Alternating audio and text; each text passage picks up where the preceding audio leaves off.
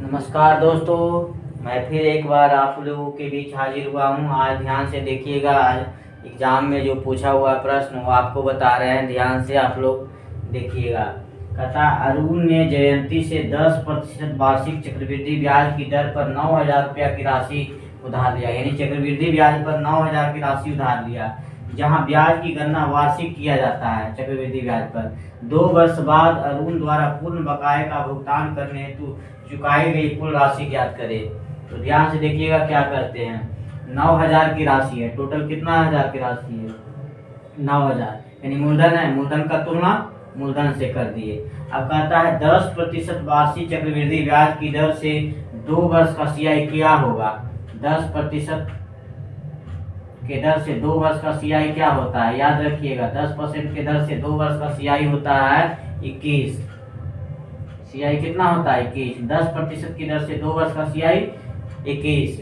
तो हमको कहता है कुल राशि, यानी चक्रवृद्धि मिश्रण खोज रहा है। तो चक्रवृद्धि ब्याज अगर 21 होगा तो चक्रवृद्धि मिश्रण कितना होगा? 100 इसमें जोड़ दीजिए तो 121 हो जाएगा। अब इसी 121 को गुना कर दीजिए। चुकाई गई कुल राशि यानी चक्रवृद्धि मिश्रण खोज रहा है, यानी 121 गुना कर दिए। 2 जीरो से 2 जीरो खत्म। अब 121 में 9 से गुना कर दीजिए। 9 वारनामा 78 से 1 जीरो था, 1 जीरो बैठा दे। 10 890, ऑप्शन नंबर सी। ध्यान से देखिए, कहता है 2 मीटर मोटाई और 9 मीटर वाह त्रिज्या वाला एक गोलाकार पात्र की धारता ज्ञात करिए। तो गोलाकार पात्र की धारिता जो बराबर होता है, याद रखिएगा 4/3 पाई बड़ा व्यास में छोटा व्यास को घटा करके उसका 3 गुना कर देना है। ठीक है। गोलाकार पात्र की जो धारता होता है 4/3 पाई r माइनस छोटा r का होल क्यूब। अब इसी पर धर दीजिए, जहां पाई का मान 4/7 22/7 लेना है। 22/7 गुना r माइनस r। तो बाह्य व्यास कितना है? 9 सेंटीमीटर और उसकी आंतरिक व्यास कितना है? 2 सेंटीमीटर। तो 9 में से 2 गया कितना? 7। यानी कर दीजिए इसको, 9 माइनस 2 कितना हो जाएगा का होल क्यूब। कहने का मतलब हो गया 4/3 गुना 22/7 गुना कितना? 7 गुना 7 गुना 7। 1 से खत्म हो गया। अब इसको गुना करिए। 22 चौके 88 और 7 सत्ते 49। 88 में 49 से गुना करिए। 9 72 के 2 बाकी 7, 72 और 7 79। 832 2 3, 32 और 3 35, 2 9 2 11 के 1 बाकी 1, 7 5 12 13 3 बाकी 1, 3 1 4। यानी कितना आ जाएगा टोटल? 4312। इसको 3 से भागा दीजिएगा तो कितना आएगा? 3 एकम 3, 3 चौके 12। देखिए ऑप्शन नंबर ए यही आ जाएगा। आपको भागा दीजिएगा 3733।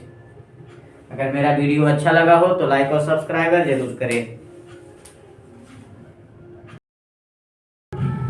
नमस्कार दोस्तों, हम फिर एक बार हाजिर हुए हैं। ध्यान से देखिएगा क्या कहता है क्वेश्चन।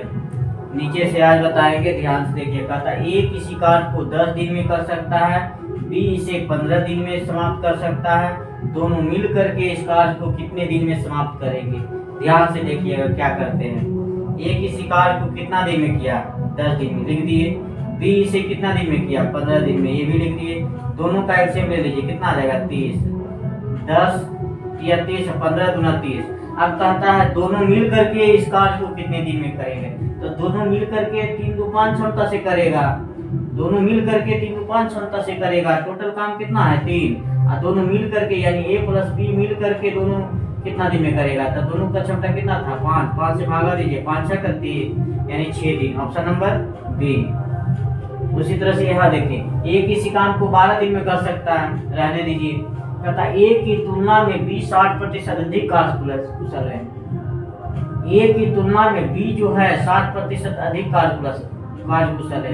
यानी ए अगर 100 क्षमता से काम करता है तो बी ए की तुलना में बी 60% अधिक है, यानी 160 के क्षमता से काम करेगा ये। अब ये पावर का रेशियो हो गया, यानी क्षमता का रेशियो हो गया। काट दीजिए 1 0 से 1 0, 2 5 10, 2 8 16, यानी 5/8। अब कहता है ए किसी काम को 12 दिन में करता है। ए किसी काम को 12 दिन में करता है। ए की क्षमता कितना है? 5, तो 12 क्षमता से 5 दिन करेगा तो टोटल काम 12 पचे 60 काम कर देगा। अब कहता है कि उसी कार्य को बी कितना समय करेगा, तो बी का क्षमता कितना है 8, और कितना दिन में करेगा, यानी मान लेते हैं कितना दिन में करेगा, डी दिन में करेगा। इसी काट दीजिए, 4 दूना 8, 4 तिया 12, 5 तिया 15, 15 बटा 2 यानी कै दिन, 7.5 दिन। Option number B. अगर मेरा वीडियो अच्छा लगा हो तो लाइक और सब्सक्राइब जरूर करें।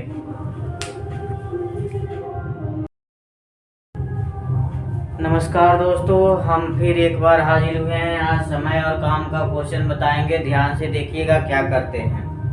कहता है ए और बी मिलकर एक कार्य को 16 दिन में करता है, यानी ए प्लस बी मिलकर के कितना दिन में कर दिया, 16 दिन में। कहता है जबकि ए अकेला इस कार्य को कितना दिन में किया, 24 दिन में किया। दोनों का एलसीएम ले लीजिए, कितना आ जाएगा 48, 48 का 16 48, 24 दूना 48। ये हो गया क्षमता, ये हो गया कुल काम, अब कहता है बी अकेला इस कार्य को कितने दिन में करेगा। तो बताइए ए प्लस बी मिलकर के 3 दिन में किया, उसमें ए 2 क्षमता से किया, तो बी के लिए क्षमता कितना होगा 1, यानी इसमें घटा देंगे, ए प्लस बी में ए को घटाएंगे तो बी की क्षमता निकल जाएगा 1। अब कहता है बी अकेला इस कार्य को कितने दिन में किया, तो टोटल काम कितना था 48, अब बी की क्षमता कितना था 1 से भाग दीजिए, टोटल कई दिन में करेगा 48 दिन में। Option number A. दूसरा क्वेश्चन कहता है ए अकेला एक कार्य को 20 दिन में समाप्त कर सकता है, ए अकेला 20 दिन में समाप्त कर सकता है, जबकि बी अकेला इस कार्य को 25 दिन में। तो लिख लीजिए बी अकेला इस काम को 25 दिन में समाप्त किया। कहता है दोनों मिलकर के 5 दिन काम करते हैं, फिर एक काम छोड़ करके चला जाता है। पहले ये दोनों कैलसियम ले लीजिए, 100 हो जाएगा, बी 25 100, 20 25 100, 25 चौके 100। अब कहता है दोनों मिलकर के 5 दिन कार्य करता है, तो दोनों मिलकर के किया तो कितना किया, 5 4 9 क्षमता से दोनों किया, कितना दिन तक किया 5 दिन तक किया, तो 9 25 45 काम कर दिया। उसके बाद कहता है बी छोड़ करके चला गया, यानी ये बी का काम नहीं रहा, ये बी छोड़ करके चला गया, तो शेष काम को कौन किया होगा, एक किया होगा। तो शेष काम इतना 100 में 45 काम दोनों साथ में मिलकर के किया, तो बी के लिए ए के लिए कितना काम छोड़ा होगा, 55 काम छोड़ा होगा। 100 में से 45 घटा दीजिए 55, और ए का क्षमता कितना है 5, तो एक शेष कार्य को एक कितना, तो शेष कार्य 55, और एक अकेला कितने दिनों में किया, तो ए का क्षमता कितना था 5 से भागा दे दीजिए, 11 पचे 55 यानी 11 दिन में करेगा। Option number B. अगर मेरा वीडियो अच्छा लगा हो तो लाइक और सब्सक्राइब जरूर करें।